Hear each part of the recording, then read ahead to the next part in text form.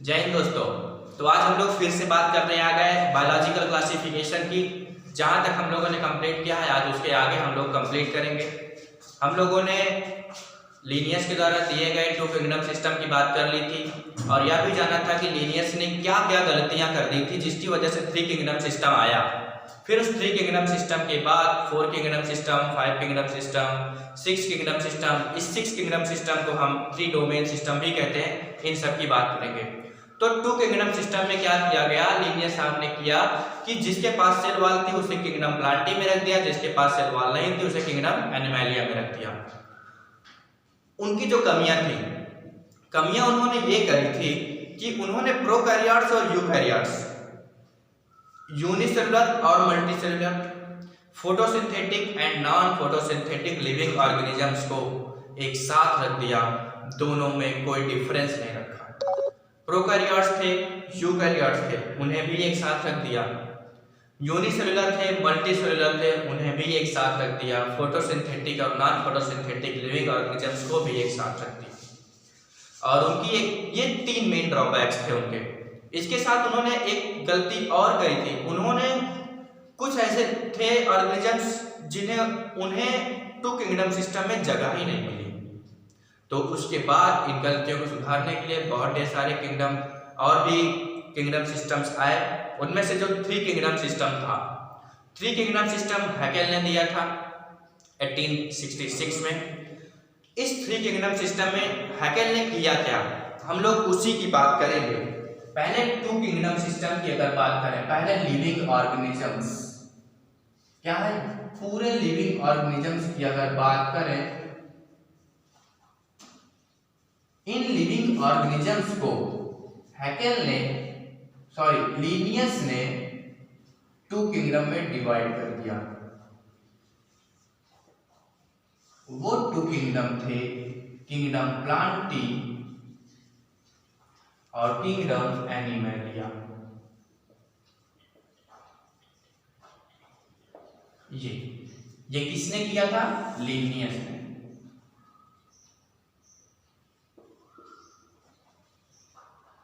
Linnaeus ने किया 1758 में।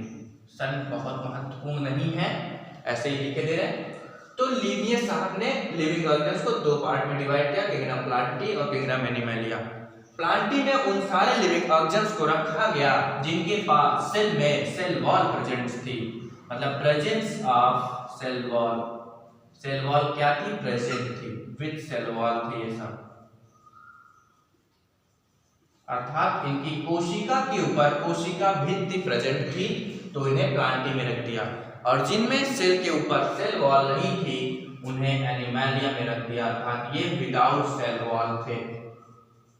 ये विदाउट सेल वॉल जो थे उन्हें किंगडम एनिमैलिया में इन्होंने रखा। फिर इसके बाद थ्री किंगडम सिस्टम आया।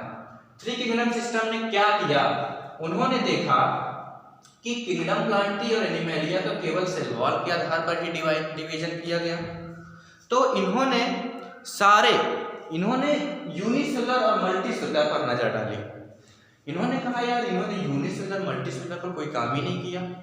तो ये क्या काम किए, इन्होंने किंगडम प्लांटी में प्रेजेंट सारे यूनिसेलुलर और किंगडम एनिमैलिया में प्रेजेंट सारे यूनिसेलुलर को निकाला और उसे एक सेपरेट किंगडम में रख दिया और उस सेपरेट किंगडम का नाम रखा प्रोटिस्टा। क्या नाम रखा, प्रोटिस्टा।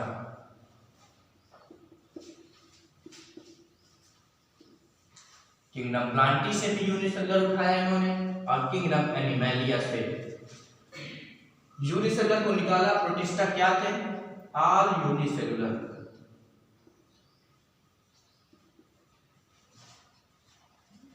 इसमें सारे यूनिसेलुलर लिविंग ऑर्गेनिजम्स को लिया गया, वो चाहे प्रोकैरियोट्स रहे हो चाहे यूकैरियोट्स, लेकिन उन्हें क्या किया गया, एक साथ एक सेपरेट किंगडम में रखा गया, किंगडम प्रोटिस्टा। और बाकी प्लांटी और एनिमैलिया उसी तरह से रहे।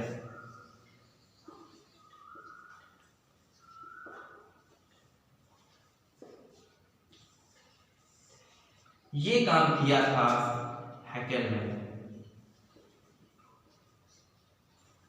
in 1866 1866 में। फिर इस किंगडम में भी जो गलतियां दिखी तो उसे सही करने के लिए साइंटिस्ट आए कोपलैंड। कोपलैंड ने क्या काम किया? कोपलैंड आए 1956 में। कोपलैंड ने देखा कि किंगडम प्लांटी एनिमलिया तो ठीक हैं, जिनमें मल्टीसेलुलर ऑर्गेनिजम्स को रखा गया, और यूनिसेलुलर को इन दोनों से निकाल के सेपरेट किंगडम प्रोटिस्टा में रखा गया। लेकिन इस किंगडम में भी एक गलती देखी गई कि इस प्रोटिस्टा में सारे यूनिसेलुलर को रख दिया गया, अर्थात प्रोकैरियोट्स और यूकैरियोट्स में डिफरेंस ही नहीं किया गया। प्रोकैरियोट्स जो थे वो भी प्रोटिस्टा में थे, यूकैरियोट्स भी इसी प्रोटिस्टा में रखे गए। तो उन्होंने इन यूनिसेलुलर से एक सेपरेट किंगडम फिर से बनाया और उस सेपरेट किंगडम का नाम रखा मोनेरा, और इस प्रोटिस्टा को रहने दिया। उसी तरह से प्लांटी और एनिमलिया भी बचे रहे।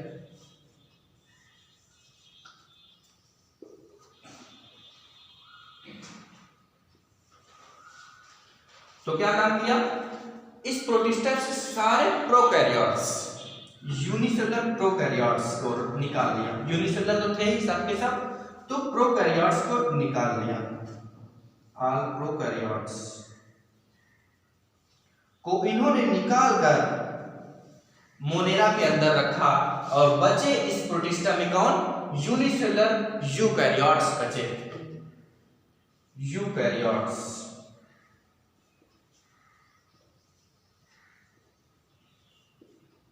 प्रोकैरियोट्स और यूकैरियोट्स आपको पढ़ाया जाएगा साइटोलॉजी में। तो क्या काम किया? प्रोटिस्टा में पूरे के पूरे यूनिसेलुलर थे, और इस यूनिसेलुलर से प्रोकैरियोट्स को निकालकर एक सेपरेट किंगडम मोनेरा में रखा गया, और मोनेरा से बच्चे जो जितने थे वो प्रोटिस्टा में रहे, और वो थे ऑल यूकैरियोट्स जो कि यूनिसेलुलर थे, और मल्टीसेलुलर यूकैरियोट्स जो थे प्लांटी और एनिमलिया में उसी तरह से रखे। ये थे कोपलैंड। कोपलैंड के बाद आए आर.एच. व्हिटेकर, जिन्होंने अपना 5 किंगडम सिस्टम क्लासिफिकेशन दिया, जो कि most accepted most popular classification जाना जाता है। उस किंगडम क्लासिफिकेशन में क्या किया गया?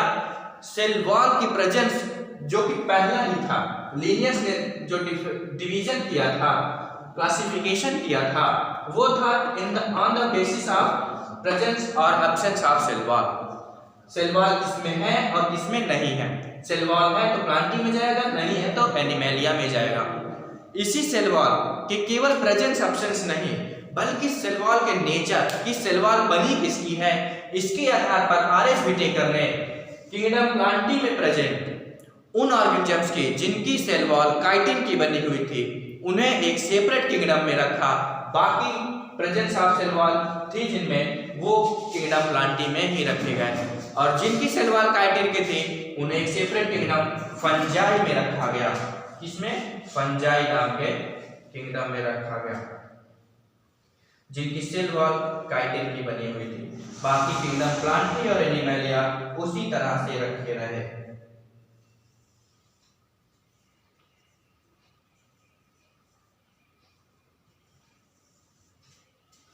मोनेरा भी उसी तरह रहा, प्रोटिस्टा भी उसी तरह रहा। बस किया क्या गया कि प्लांटी में प्रेजेंट जिनके पास काइटिन की सेल वॉल थी उन्हें निकालकर एक सेपरेट किंगडम फंजाई में रख दिया गया, और इस किंगडम क्लासिफिकेशन को देने वाले साइंटिस्ट थे आर.एच. व्हिटेकर।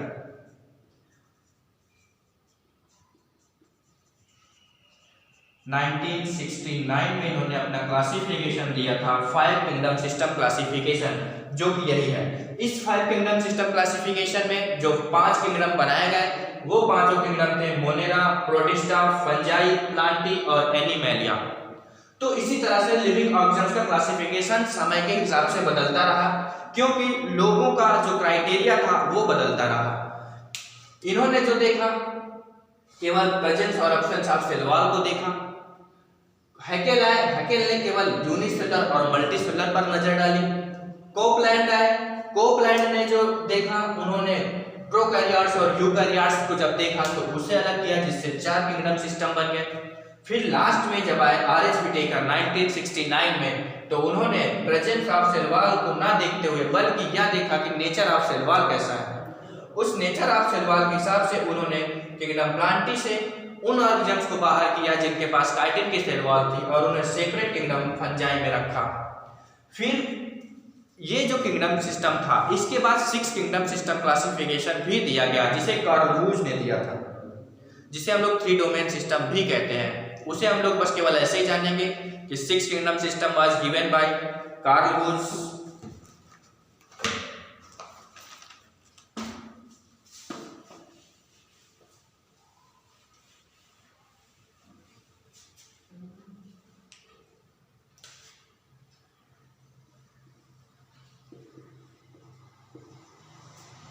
प्लांटी और एनिमैलिया। देखो ये 2 किंगडम सिस्टम थे, ये 3 किंगडम सिस्टम था, ये 4, ये 5।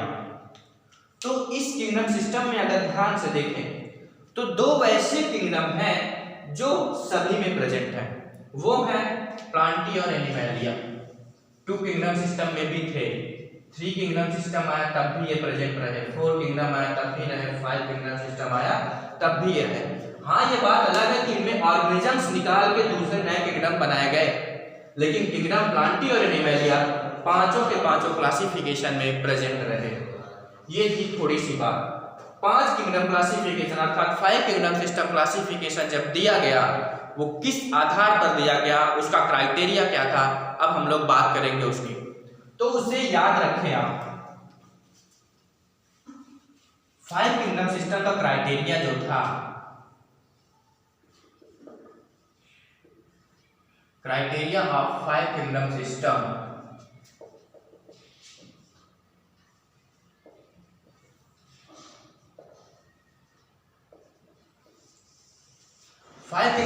में जो क्राइटेरिया लिया गया वो पहला लिया गया था सेल का स्ट्रक्चर कैसा है। सेल का स्ट्रक्चर कैसा है अर्थात सेल किस तरह से बनी हुई है, प्रोकैरियोटिक सेल है या यूकैरियोटिक सेल है, सेल वॉल प्रेजेंट है या एब्सेंट है, इस आधार पर इन्होंने देखा। हम केवल 5 किंगडम सिस्टम में कुछ ही क्राइटेरिया की बात करेंगे।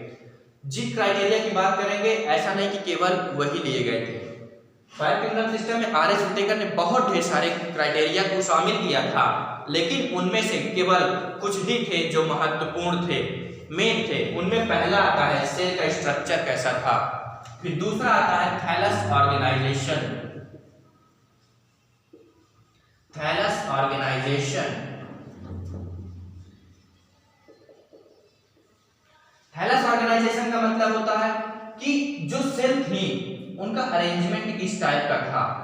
अरेंजमेंट किस टाइप का था, ऑर्गेनाइजेशन का मतलब सेलुलर लेवल का ऑर्गेनाइजेशन है, टिश्यू लेवल का है, ऑर्गन लेवल का है या ऑर्गन सिस्टम लेवल का है। तो इसकी बात करी गई, थैलस ऑर्गेनाइजेशन किस तरह का है, इस बात को ध्यान में रखा गया। तीसरी बात थी mode of nutrition. Mode of nutrition अर्थात जो लिविंग ऑर्गेनिजम्स हैं अपना भोजन कैसे बनाते हैं, ये भी बात ध्यान दी गई। किस तरह से बनाते हैं का मतलब कैसे प्राप्त कर सकते हैं। ये मोड ऑफ न्यूट्रिशन ऑटोट्रॉफिक था या हेटेरोट्रॉफिक, इस बात को देखा गया। अर्थात ये खाना स्वयं बनाते हैं या दूसरे पर निर्भर रहते हैं, तो वो था मोड ऑफ न्यूट्रिशन को ध्यान दिया गया।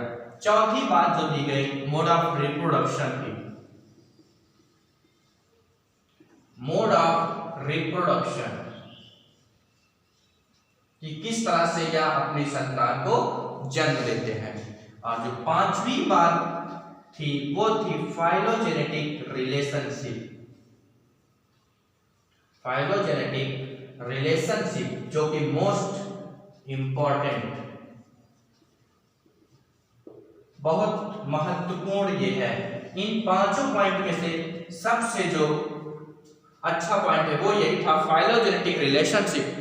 अगर फाइलोजेनेटिक रिलेशनशिप की बात करें तो ये क्या होती है, फाइलोजेनेटिक रिलेशनशिप का होता है कि हमारे पहले के लिविंग ऑर्गेनिज्म से हमारी रिश्तेदारी बताना कि वो हमारे क्या थे, हम उनसे किस तरह से संबंधित हैं, इसी की बात की गई फाइलोजेनेटिक रिलेशनशिप, जो कि 5वां पॉइंट था। ये 5 पॉइंट थे, ये मेन क्राइटेरिया थे। क्या थे, मेन क्राइटेरिया थे 5 किंगडम सिस्टम क्लासिफिकेशन के। लेकिन इसका मतलब ये नहीं कि केवल यही 5 थे, इनके अलावा भी बहुत से लिए गए थे क्राइटेरिया, लेकिन उनमें से केवल 5 ही ये जो है वो मेन है। अब हम लोग एक एक करके इसकी टेबल बनाते हैं कि इसका सेल टाइप क्या है, सेल का स्ट्रक्चर क्या है, मोड ऑफ न्यूट्रिशन कि monera, protista, fungi, Plantae, animalia का किस तरह का है, और इसके बाद इनके cell structure, mode of nutrition, cell type, इन सभी की बात हम लोग जो कि एनसीईआरटी में टेबल दी हुई है उसको थोड़ा सा देखेंगे। इसमें ये भी देखेंगे कि ये रहते कहाँ है, एक्वेटिक हैं तो एक्वेटिक हैं तो किस तरह के हैं, मैरीन है या फ्रेश वाटर है। सेल टाइप की बात करें तो सेल टाइप का मतलब प्रोकैरियोट्स है या यूकैरियोट्स है। थैलस के ऑर्गेनाइजेशन की अगर बात करें तो थैलस ऑर्गेनाइजेशन में ये करेंगे कि सेलुलर लेवल का ऑर्गेनाइजेशन है, टिश्यू लेवल का ऑर्गेनाइजेशन है या ऑर्गन सिस्टम लेवल का ऑर्गेनाइजेशन है। तो हम लोग अब बात करेंगे टेबल की। आओ टेबल बनाते हैं, थोड़ा सा उसके बारे में जानते हैं।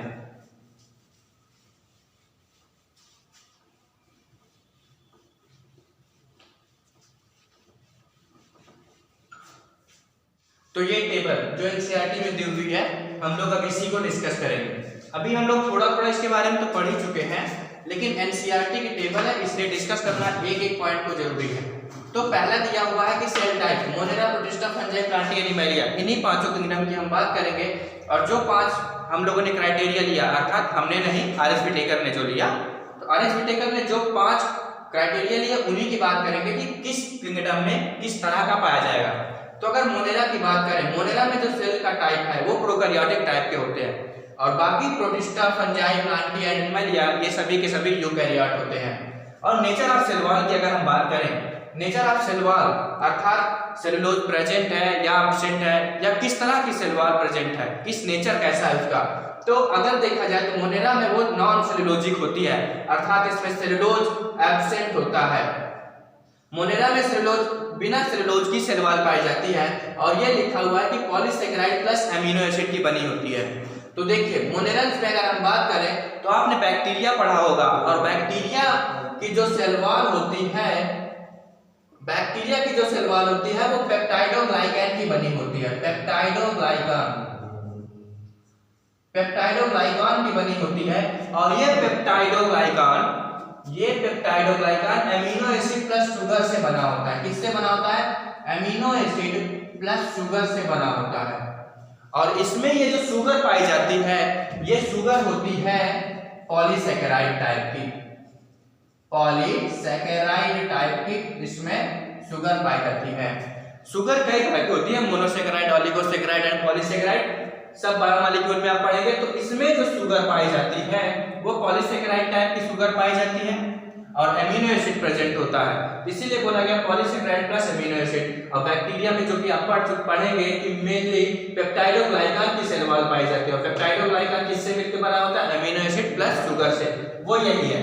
फिर बोला प्रोटिस्टा में कुछ में होती है, प्रेजेंट इन सम का मतलब कुछ में सेल वॉल होगी, किसी कुछ में नहीं होगी।